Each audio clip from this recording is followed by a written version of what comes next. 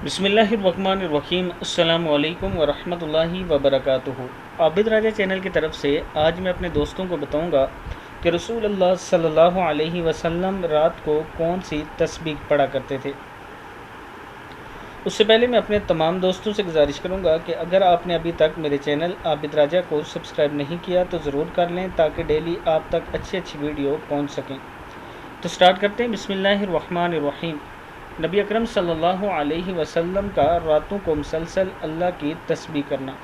साबिया रसूल सल्लल्लाहु अलैहि वसल्लम फरमाते हैं कि मैं दिन भर रसूलुल्लाह सल्लल्लाहु अलैहि वसल्लम की खिदमत किया करता था और जब रात आती तो आप सल्लल्लाहु अलैहि वसल्लम के दरवाज़े के पास सो जाता।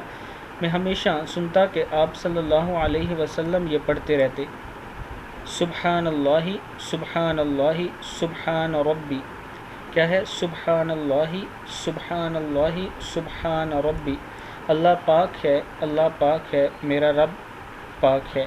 यहाँ तक कि मैं थक जाता या मेरी आंखें मुझ पर गालिब आ जाती तो मैं सो जाता। किताब का हवाला नीचे मौजूद है, आप दोस्त देख सकते हैं। मैं अपने दोस्तों से गुजारिश करूँगा कि इस वीडियो को आपने आगे ज़रूर शेयर करना है।